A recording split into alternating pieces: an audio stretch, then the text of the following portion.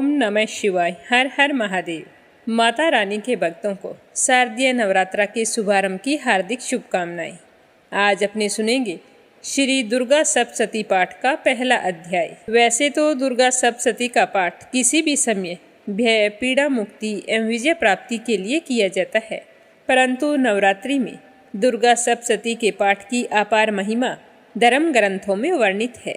क्या आपको पता है कि दुर्गा सप्तशती में 700 मंत्र हैं, जो पराशक्ति दुर्गा की महिमा का वर्णन कर साधक की मनोकामनाओं को पूर्ण करते हैं। दुर्गा सप्तशती का पाठ मनोवांछित फल प्रदान करता है और इसकी आवृत्तियां महान से महान संकटों को दूर करती है। धर्मशास्त्रों के अनुसार श्री दुर्गा सप्तशती का अनुष्ठान पूर्वक पाठ करने से अभीष्ट फल की प्राप्ति होती है। जिस प्रकार यज्ञ में अश्वमेध यज्ञ, देवताओं में भगवान श्री हरि विष्णु श्रेष्ठ हैं, उसी प्रकार समस्त स्त्रोत आदि की अपेक्षा दुर्गा सप्तशती पाठ श्रेष्ठ है। यह भुक्ति मुक्तिदायक और पावन से भी पावन है। श्री दुर्गा सप्तशती का पाठ 100 बार करने से सभी सिद्धियों की प्राप्ति होती है। दुर्गा सप्तशती के पाठ की 3 आवृत्तियां करने पर संकटों की शांति होती है और 5 बार पाठ करने से ग्रह दोषों की शांति होती है। 7 बार करने से महाभय का निवारण होता है। दुर्गा सप्तशती की 9 आवृत्तियाँ व्यक्ति के प्राण संकट से मुक्त और शांति प्रदान करती है और 11 बार पाठ करने से राजा की कृपा यानी कि सरकार द्वारा सुख सुविधा ऐश्वर्य की प्राप्ति कराती है। दुर्गा सप्तशती की 12 आवृत्तियाँ काम्य सिद्धि एवं शत्रुओं का नाश करती है। दुर्गा सप्तशती का 14 बार पाठ करने से शत्रु को वश में कराती है। दुर्गा सप्तशती का 15 बार सुख और श्री प्रदान कराती है। दुर्गा सप्तशती की 16 आवृत्ति पुत्र पौत्र धन धान्य की उपलब्धि प्रदान करती है और दुर्गा सप्तशती का 17 बार पाठ करके व्यक्ति को राजदंड के भय से मुक्त हो जाता है और 18 बार पाठ करने वाले बैर रखने वालों को हरा देता है। श्री दुर्गा सप्तशती की 20 आवृत्ति महासंकट से मुक्ति दिलाती है और 25 आवृत्ति किसी भी प्रकार के बंधन से साधक को मुक्त करती है। दुर्गा सप्तशती का पाठ 100 बार यानी कि 100 आवृत्ति दुस्साध्य रोग की शांति, हर प्रकार के भय का निवारण, त्रिविध उत्पात से रक्षा, विपत्तियों का नाश, धन लक्ष्मी की वृद्धि और अंत में मोक्ष की प्राप्ति सुगम करती है, अर्थात समस्त सिद्धियों को प्रदान करने वाली है। श्री दुर्गा सप्तशती 108 बार आवृत्ति 100 अश्वमेध यज्ञ फलों की प्राप्ति के साथ मनोकामना पूर्ण करती है। इसी प्रकार से दुर्गा सप्तशती के पाठ की 76 आवृत्तियाँ स्थिर लक्ष्मी की प्राप्ति, अभीष्ट सुख, भोग पूर्वक परम मोक्ष की उपलब्धि का साधन है। देवी भक्त दुर्गा सप्तशती के पाठ को श्रद्धा पूर्वक कर जीवन में चमत्कारी परिवर्तन को अनुभव कर सकते हैं। तो आज अपने सुनते हैं श्री दुर्गा सप्तशती के पहले अध्याय का पाठ। प्रथम अध्याय का पाठ करने से हर प्रकार की चिंता दूर हो जाती है। इस अध्याय के अंदर मेधा ऋषि का राजा सूरत और समाधि को देवी की महिमा बताते हुए मधु कैटव वध का प्रसंग सुनाया गया है। तो ध्यान पूर्वक सुनना और शुरू करने से पहले कमेंट बॉक्स में जय माता दी जरूर लिखना। बोलिए दुर्गा माता की जय हो। महर्षि मार्कंडेय जी बोले कि सूर्य के पुत्र सावर्णी की उत्पत्ति की कथा विस्तार पूर्वक कहता हूँ, ध्यान पूर्वक सुनो। सावर्णी महामाया की कृपा से जिस प्रकार मनवंतर के स्वामी हुए उसका भी हाल सुनो। पहले के समय में सुआरोचिस नामक राज्य था। वह प्रजा को अपने पुत्र के समान मानते थे, तो भी कोला विध्वंसी राजा उनके शत्रु बन गए। दुष्टों को दंड देने वाले राजा सूरत की उनके साथ लड़ाई हो गई। कोला विध्वंसियों की संख्या में कम होने पर भी राजा सूरत युद्ध में उनसे हार गए। तब वह अपने नगर में आ गई। अब उनके पास सिर्फ अपना ही राज्य बचा था और उसी देश के राजा होकर राज्य करने लगे, किंतु उनके शत्रुओं ने उन पर वहां भी हमला कर दिया। राजा को बलहीन देखकर उसके दुष्ट मंत्रियों ने राजा की सेना और खजाना अपने अधिकार में कर लिया। राजा सूरत अपने राज्य अधिकार को हारकर शिकार खेलने के बहाने घोड़े पर सवार होकर वहां से एक भयंकर वन की ओर चल पड़े। उसी वन में उन्होंने महर्षि मेधा का आश्रम देखा। वहां महर्षि मेधा अपने शिष्यों तथा मुनियों से सुशोभित बैठे हुए थे और वहाँ कितने ही हिंसक जीव परम शांति भाव से रहते थे। तो राजा सूर्थ ने महर्षि मेधा को प्रणाम किया और महर्षि ने भी उनका उचित सत्कार किया। राजा सूर्थ महर्षि के आश्रम में कुछ समय तक ठहरे रहे। अपने नगर की ममता के आकर्षण से राजा अपने मन में सोचने लगे कि पूर्व काल में पूर्वजों ने जिस नगर का पालन किया था वह आज मेरे हाथ से निकल गया है। मेरे दुष्ट एवं दुरात्मा मंत्री मेरे राज्य का ना जाने क्या हाल कर रहे होंगे। मेरे नगर की धर्म से रक्षा कर रहे हैं या नहीं कर रहे। मेरा प्रधान हाथी जो सदा मद की वर्षा करने वाला और सूरवीर था, वो आज मेरे दुश्मनों के हाथों में है। ना जाने बेचारा किस तरह के दुख भोग रहा होगा। मेरे आज्ञाकारी नौकर जो मेरी कृपा से धन और भोजन पाने से सदैव सुखी रहा करते थे और सदैव मेरे पीछे पीछे चलते थे, अब वह निश्चय ही दुष्ट राजाओं का अनुसरण करते होंगे। ना चाहते हुए भी उन्हें वो काम करने पड़ रहे होंगे जो वो कभी करना ही नहीं चाहते थे। मैंने जो इतनी मुश्किल से धन इकट्ठा किया था उसे मेरे दुष्ट और दुरात्मा मंत्री मिलकर सारे खजाने को खत्म कर देंगे। तो इस प्रकार बहुत सी बातें सोचता हुआ राजा लगातार दुखी रहने लगा। एक दिन राजा सूर्थ ने महर्षि मेधा के आश्रम के निकट एक वेश्या को देखा। तो राजा ने उससे पूछा कि भाई तुम कौन हो, यहाँ तुम्हारे आने का क्या कारण है और तुम मुझे शोकग्रस्त अनमने से दिखाई दे रहे हो, इसका क्या कारण है। तो राजा के वचन सुनकर उस वेश्या ने महाराज को प्रणाम करके कहा कि महाराज, मेरा नाम समाधि है। मैं धनियों के कुल में उत्पन्न हुआ एक वेश्या हूँ।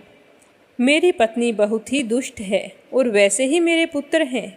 उन्होंने धन के लोभ में मेरा सारा धन छीन लिया है और मुझे घर से बाहर निकाल दिया।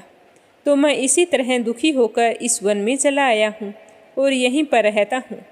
मैं इस बात को भी नहीं जानता कि अब घर पर सारे कुशल मंगल हैं या नहीं हैं। यहाँ पर मैं अपने परिवार का आचरण संबंधी कोई समाचार भी नहीं पा सकता कि घर में इस समय सारे कुशल पूर्वक हैं या नहीं हैं। मैं अपने पुत्रों के संबंध में यह भी नहीं जानता कि वो सदाचारी है या दुराचार में फंसे हुए हैं।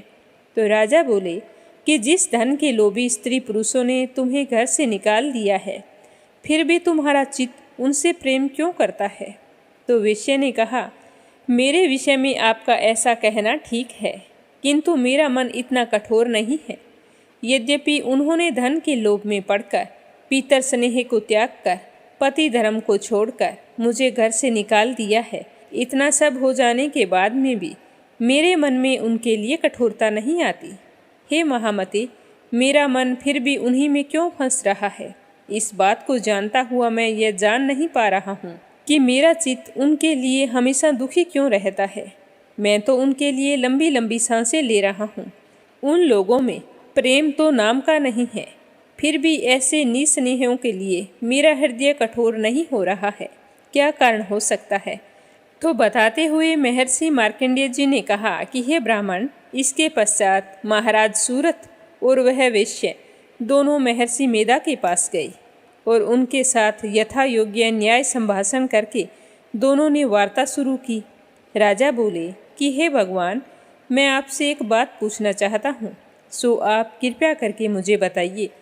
मेरा मन अधीन नहीं है, इससे मैं बहुत दुखी हूँ। राज्य धन आदि की चिंता अब भी मुझे सता रही है और मेरी यह ममता अज्ञानियों की तरह बढ़ती ही जा रही है। और यह समाधि नामक वेश्या भी अपने घर से अपमानित होकर आया है। इसके स्वजनों ने इसका त्याग कर दिया है।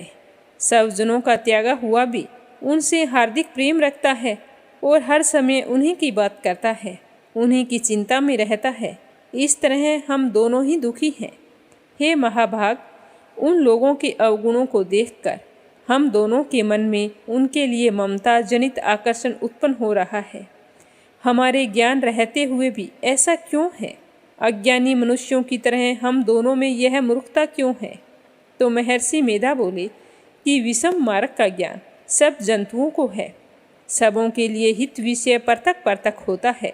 कुछ प्राणी दिन में नहीं देखते और कुछ रात को नहीं देखते, परंतु कई जीव ऐसे होते हैं जो दिन तथा रात दोनों में देख सकते हैं। यह सत्य है कि मनुष्यों में ज्ञान प्रदान है, किंतु केवल मनुष्य ही ज्ञानी नहीं होता। पशु पक्षी आदि सभी ज्ञान रखते हैं। जैसे यह पशु पक्षी ज्ञानी है, वैसे ही मनुष्यों का ज्ञान है, और जो ज्ञान मनुष्यों में वैसे ही पशु पक्षियों में है, तथा अन्य बातें भी दोनों में एक जैसी पाई जाती है।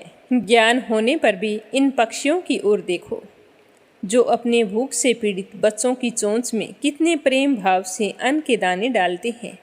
हे राजन, ऐसा ही प्रेम मनुष्यों में अपनी संतान के प्रति भी पाया जाता है। लोभ के कारण अपने उपकार का बदला पाने के लिए मनुष्य पुत्रों की इच्छा करते हैं और इस प्रकार मोह के खड्डे में गिरा करते हैं। भगवान श्री हरि की जो माया है, उसी से यह संसार मोहित हो रहा है।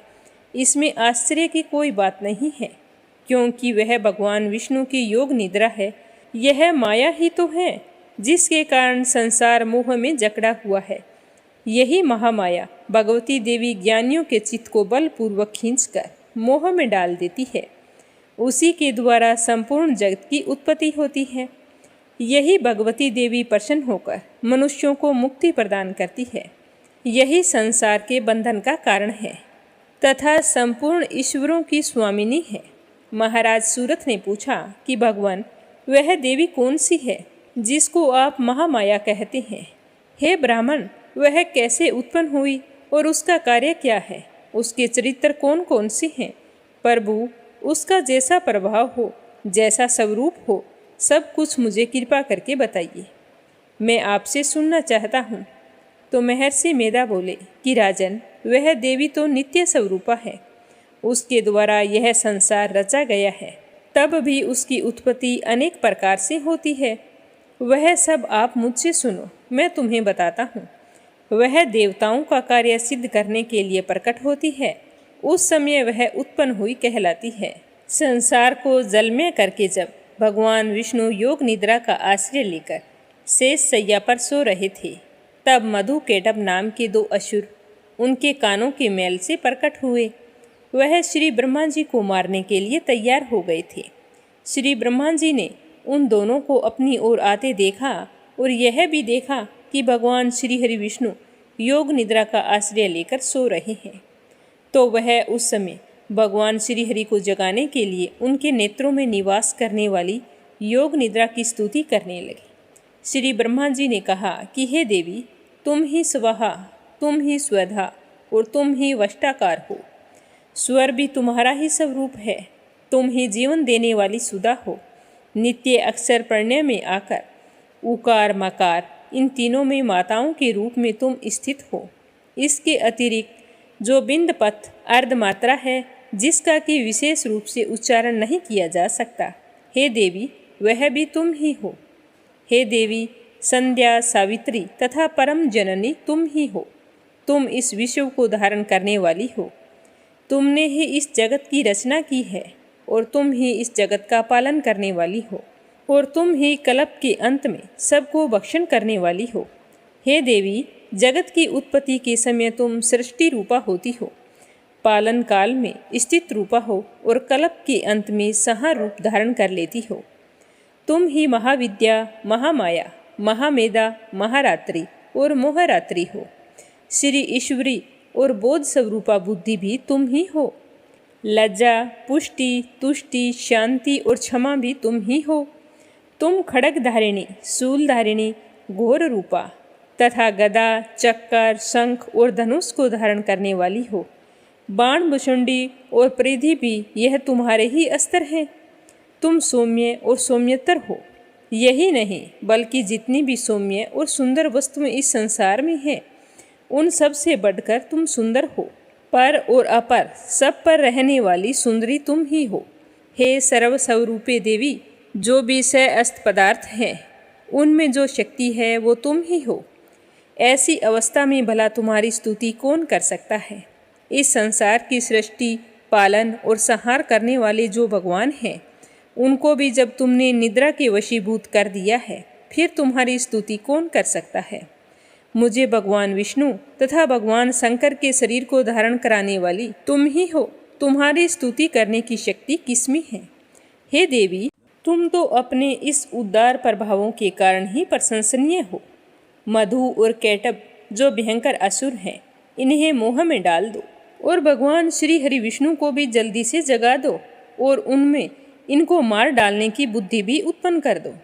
महर्षि मेधा कहने लगे कि हे राजन, जब श्री ब्रह्मा जी ने देवी की इस प्रकार स्तुति करके भगवान को जगाने तथा मधु केटब का वध करने के लिए कहा, तो वह भगवान श्री हरि विष्णु के नेत्र, मुख, नासिका, बाहु, हृदय और वक्षस्थल से निकल ब्रह्मा जी के सामने खड़ी हो गई।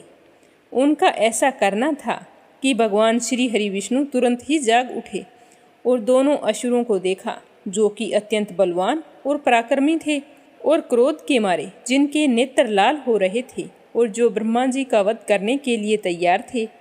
तब क्रुद्ध होकर उन दोनों दुरात्माओं असुरों के साथ भगवान श्री हरि विष्णु पूरे 5000 वर्ष तक लड़ते रहे।